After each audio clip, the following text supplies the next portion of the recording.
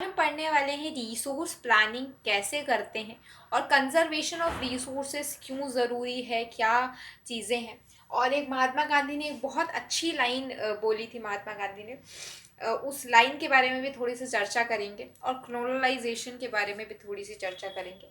सबसे पहले resource planning की बात करते हैं। तो देखो, हमने ऑलरेडी पढ़ लिया है कि प्लानिंग क्यों ज़रूरी है, प्लानिंग क्यों ज़रूरी है। उसके एग्जाम्पल्स भी काफ़ी सारे हमने पढ़ लिए हैं, झारखंड, छत्तीसगढ़, मध्य प्रदेश, राजस्थान, गुजरात, न जाने क्या क्या। अब हमें क्या पढ़ना है कि रिसोर्स प्लानिंग हमें करनी कैसे है। तो इसमें देखो, तीन चीज़ें हैं। सबसे पहली चीज़ तो आइडेंटिफिकेशन।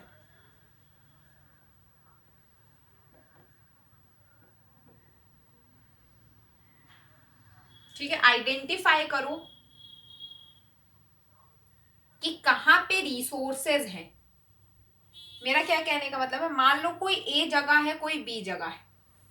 यहाँ पे अगर वाटर ज़्यादा है, मैं एग्जाम्पल के थ्रू समझा रही हूँ, अगर यहाँ पे पानी ज़्यादा है और यहाँ पे पानी कम है, वाटर इज लो, तो आपने आइडेंटिफाई किया कि भाई यहाँ पे वाटर ज़्यादा है, यहाँ पे वाटर कम है, तो आपने क्या किया, फिर उसके बाद प्लान किया, प्लानिंग स्ट्रक्चर। आपने स्ट्रक्चर को प्लान किया।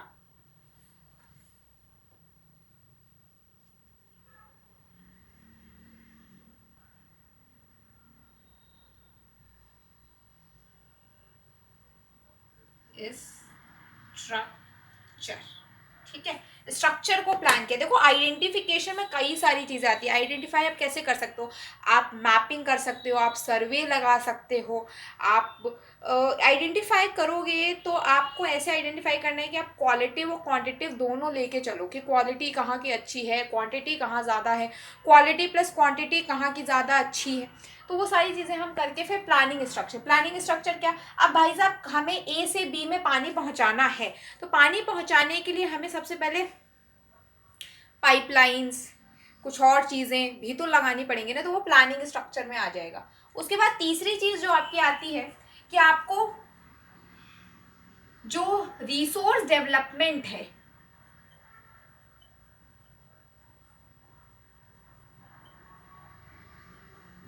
उसे ओवरऑल नेशनल डेवलपमेंट से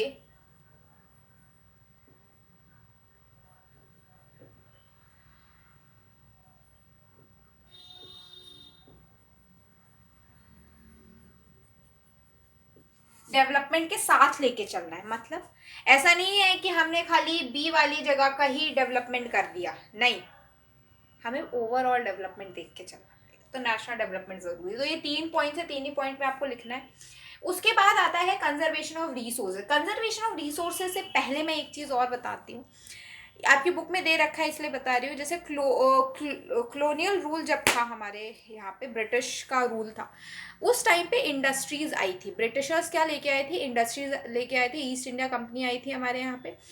तो इंडस्ट्रीज आने की वजह से क्या हुआ, लोगों को सस्ता सामान मिलने लग गया। जाहिर सी बात है यार, अगर आपको कोई चीज़ 200 रुपये में मिल रही है एक शॉप पे और दूसरी शॉप पे आपको वही चीज़ 100 रुपये की मिल रही है, तो आप 100 रुपये वाला ही लोगे।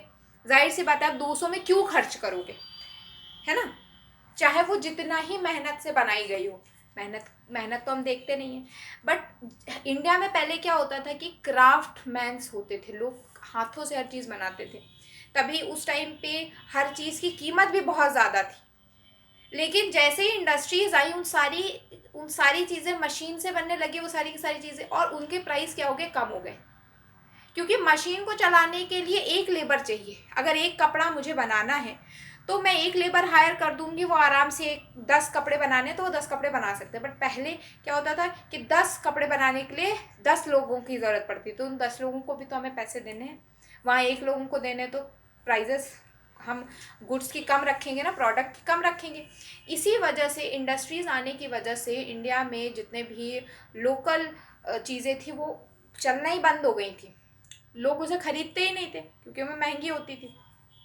कंजर्वेशन ऑफ रिसोर्सेज की अगर मैं बात करूं तो इरेशनल कंजम्पशन हो रहा है, मतलब कोई भी कुछ भी कंजम करे दे रहा है, डिप्लीकेट कर रहा है चीज़ों को।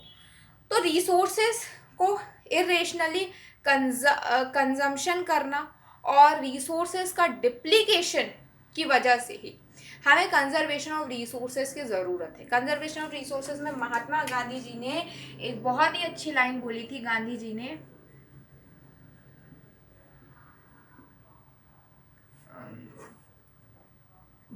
एक बहुत ही अच्छी लाइन बोली थी कि देयर इज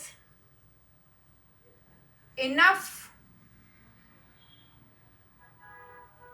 फॉर everybody's